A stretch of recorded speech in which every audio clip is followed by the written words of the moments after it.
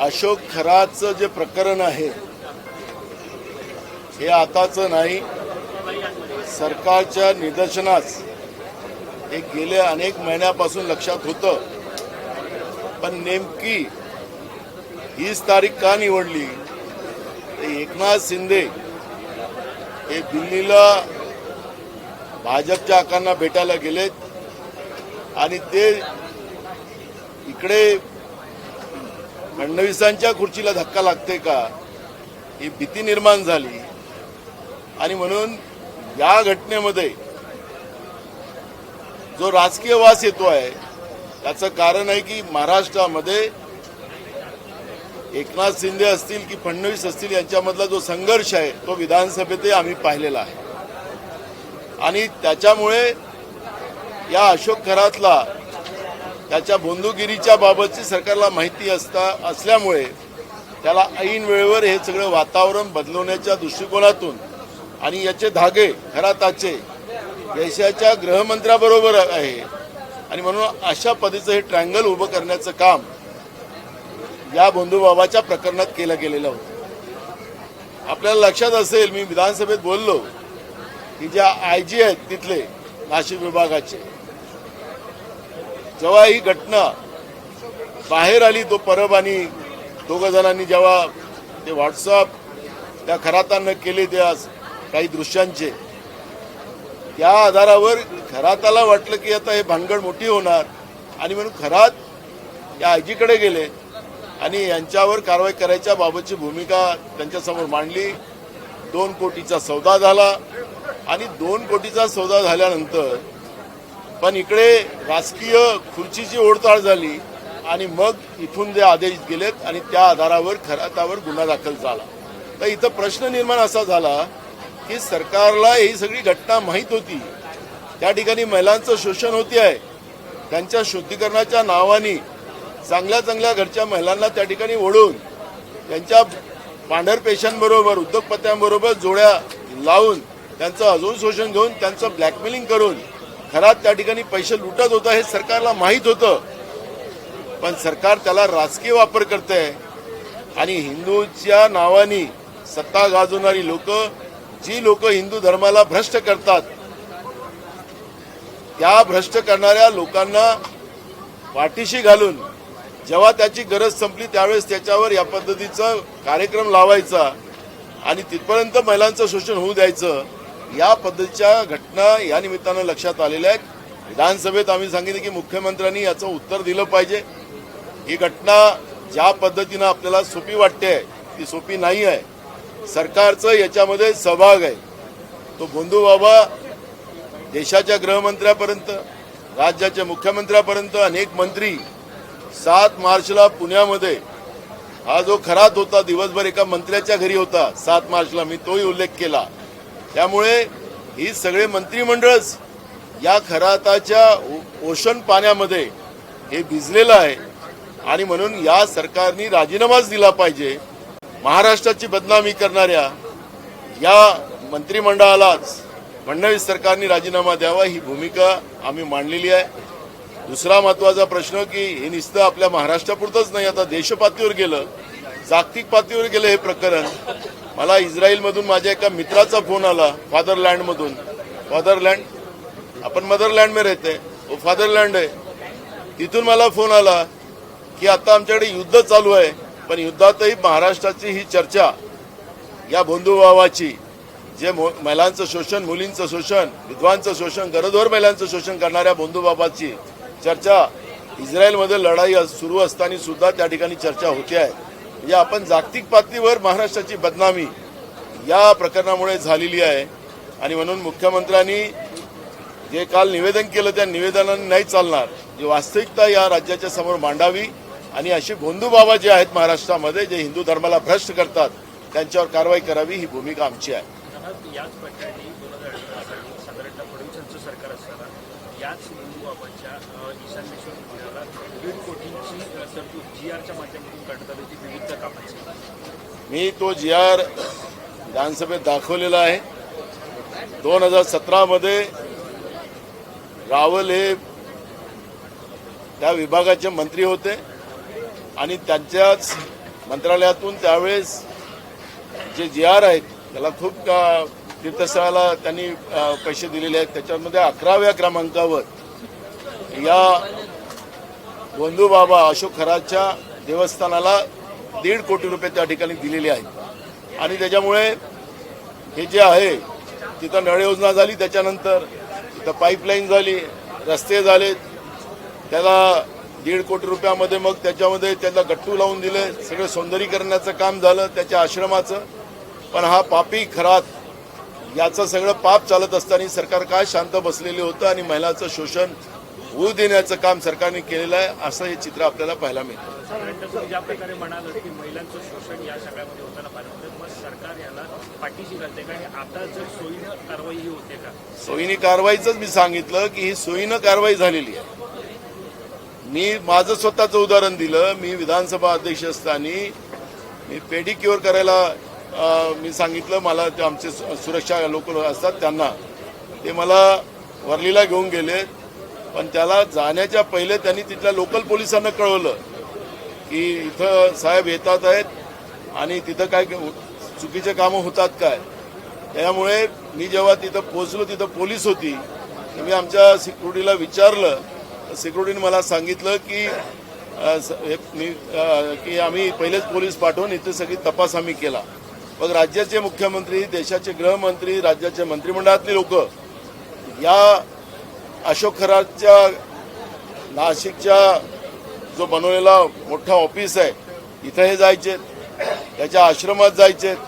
तर police commissioner Nashik, IG Nashik या सगळ्या मोठे लोक तिथं, मुख्यमंत्री, देशाचे गृहमंत्री तिथं जात असताना यांनी माहिती का देऊ नये, यांना माहिती दिली असेल तरी हे लोक गेलेत.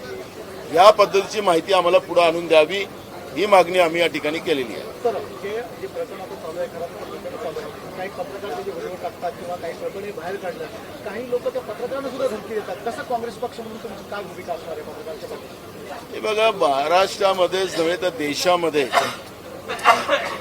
ज्या चौथा स्तंभाला ज्या पद्धतीनं दाबण्याचं काम, जो आमच्या मर्जीनं काम करणार नाही, आम्ही सांगू ते केलं जाणार नाही, तर तो आमचा दुश्मन आणि त्याच्यावर कारवाई केली जाणार, अशा पद्धतीची परिस्थिती आहे. मग तुम्हीच पत्रकार नाही तर महाराष्ट्राच्या विधिमंडळामध्ये हे 3 सरकार जे आहे त्रिकुटांचं, या सरकारमध्ये आपल्याला पाहायला मिळतं की एकनाथ शिंदे हे BJPचं ऐकत नाही म्हणून त्यांच्या मंत्रिमंडळाच्या लोकांना पैसे द्यायचे नाही. आणि परवा तर आपण साताऱ्यामध्ये घटना पाहिलीच, त्यांच्या मंत्र्यालाच बदलवलं, मारलं, हाताची अंगठी तुटली आणि ते पोलिसांच्या माध्यमातून मारवलं. म्हणजे आमच्याशी खाजवलात, तुम्ही मंत्री असा, उपमुख्यमंत्री असा, तुम्हाला आम्ही ठोकू, अशा पद्धतीची परिस्थिती, तानाशा व्यवस्था आज महाराष्ट्रामध्ये निघालेली आहे. त्यामुळे पत्रकारच नाही तर राज्यातल्या मंत्रिमंडळातले लोक सुद्धा आज सुरक्षित नाही, असं चित्र आपण पाहतोय. नाना, आपसे पहले विजय वडेट्टीवार अशोक खराती जिवंत राहायला पाहिजे अशी व्यवस्था करा. मी आज ती भूमिका मांडली की आपल्याला बदलापूरची घटना माहिती आहे. अक्षय शिंदेला ज्या पद्धतीने एन्काउंटर केलं आणि त्या शाळेतल्या संचालक मंडळाला वाचवण्याचा जो प्रयत्न झाला, त्याच्यानंतर सुमोटो हायकोर्टाने हे प्रकरण ताब्यात घेतलं आणि पोलिसांचं बिना पाण्यानं त्यांची हजामत केली, ही सुद्धा आपण विसरलेलो नाही. त्याचप्रमाणे अशोक खरातची फाईल तयार झाल्यानंतर, एफस्टीन फाईल तयार झाल्यानंतर महाराष्ट्रातली ही अशोक खरातची, त्याच्यानंतर अशोक खरात जिवंत राहील की नाही राहील शंका आमच्या मनात आहे. आणि म्हणून ते मी बोलून विधानसभेत दाखवलेलं आहे. आणि म्हणून पहिलेच, कारण की अक्षय शिंदेचं प्रकरण मला माहिती आहे, माझं चुकून मी अक्षय शिंदेच्या जागी मी अक्षय शिंदे आणि मग एकदम एकनाथ आलेला होता. मी त्याला म्हटलं की मी एकनाथ नाही त्याचं, तर त्याच्यामुळे मी तिथं थांबलो. ते शिंदे म्हटलं तर एकदम येऊन गेलं मला, कारण गेम राजकीय चालू आहे. त्यामुळे मला ते भीती आहे की या अशोक खरातचं सुद्धा अक्षय शिंदे होईल का, आणि म्हणून हे झालं नाही पाहिजे, त्याची भूमिका आम्ही मांडली. खरातांची संबंधित जे ट्रस्ट आहेत त्या सर्व ट्रस्टींची आता चौकशी होणार. ट्रस्टीची तर झालीच पाहिजे. मी त्या दिवशी बोललो, आजही बोलतो, ते एकट्याच चाकणकर ज्या मॅडम होत्या त्यांनाच राजीनामा द्यावा लागला. जे मंत्री, जे मुख्यमंत्री, जे देशाचे गृहमंत्री या खराचे जे लोक सोबतीला होते आणि त्या ओशन पाण्याचा स्वाद यांनी घेतलेला आहे, तर मग यांचे राजीनामे का नाही? ती महिला आहे म्हणून तिचा राजीनामा. आणि मग हे काय, हे कशासाठी जात होते तिथे? दिसतं ओशन पाणी प्यायला जात होते. आणि म्हणून यांनी राजीनामे दिले पाहिजेत, ही मागणी आमची आहे. आजच बिल आलं महिला सुरक्षेचं पुन्हा. एकीकडे महिला सुरक्षा सांगायचं आणि महिलालाच बळी चढवायचं चाकणकर मॅडमच्या माध्यमातून. त्यामुळे माझा मुद्दा आहे की ते चाकणकर मॅडमचं मी काही समर्थन करत नाही, पण जे लोक त्याच्यामध्ये आहेत, जे लोक त्या ओशन पाणी पित होते, त्या ओशन पाणी पिणाऱ्या मंत्रिमंडळातल्या लोकांचाही राजीनामा झाला पाहिजे, ही भूमिका आमची आहे. संतोष देशमुख केसमध्ये एवढा वेळ झालेला आहे, आता जो आरोपी फरार आला आहे त्याच्यावरती बक्षीस लावण्यात आलेलं आहे, त्याला वॉन्टेड घोषित करून. हो, एक बघा, हे सगळे नौटंकी चाललेली आहे. महाराष्ट्रामध्ये Maratha versus OBC, Banjara versus आदिवासी, गोवारी वर्सेस आदिवासी, ही महाराष्ट्रामधली आता एक नवीन परंपरा राज्य सरकारने आणलेली आहे. फडणवीसाचं सरकार महाराष्ट्रात आल्यापासून जाती जातीमध्ये, धर्माधर्मामध्ये वाद महाराष्ट्रामध्ये पाहायला मिळत आहे. त्यामुळे संतोष देशमुखाचं प्रकरण हे फक्त राजकीय दृष्टिकोनातून जिवंत ठेवायचं आणि त्याच्यावर राजकीय पोळ्या शेकायच्या. त्याला काय जमिनीमध्ये गडलाय तो आरोपी का जगाच्या पाठीवर कुठे असेल? तर महाराष्ट्राचं पोलीस एवढं कमजोर झालं का, हा प्रश्न या ठिकाणी निर्माण होतो. आणि त्या गृहमंत्रालयाचे मंत्री जे आहेत ते स्वतः फडणवीस आहेत, ते कमजोर झालेत का? हे सगळे प्रश्न या निमित्तानं निर्माण होतात. नाना, विपक्ष के कई नेताओं का ये कहना है कि अशोक खरात मामले में कई बड़े नामों को बचाने के लिए उसका एनकाउंटर किया जा सकता है. आपके पार्टी के नेताओं ने भी बात कही है. मैं विधानसभा में वही बात को रखा हूं, अभी रख के ही आया हूं. बदलापुर में वहां पे लड़कियों का शोषण किया जाता था, स्कूल में बच्चे पढ़ने वालों का, और वहां पर जब ये प्रकरण सामने आया, वहां पे काम करने वाला जो अक्षय सिंधे नाम का आदमी था, वो हैंडीकैप था, उसको ये सब पता था. और जब उसको ही आरोप लगाकर, उसके ऊपर ही आरोप लगाकर पुलिस को कब्जे में लेने लगा और उन लोगों को बचाने के लिए अक्षय सिंधे को इनकाउंटर किया. सुप्रीम हाई कोर्ट ने उसके ऊपर महाराष्ट्र की पुलिस को बहुत लताड़ा था. वैसे ही एप्स्टीन फाइल जैसी हुई, जैसे अमेरिका में एप्स्टीन को जेल में मारा गया, वैसे ये बंधु बाबा अशोक खरात को भी सब मालूमात लेने के बाद, जो फाइल तैयार होने के बाद किसी को ब्लैकमेल करने के लिए वो फाइल का यूज किया जाएगा और अशोक खरात को भी इनकाउंटर किया जाएगा, ये डर हमारे को है.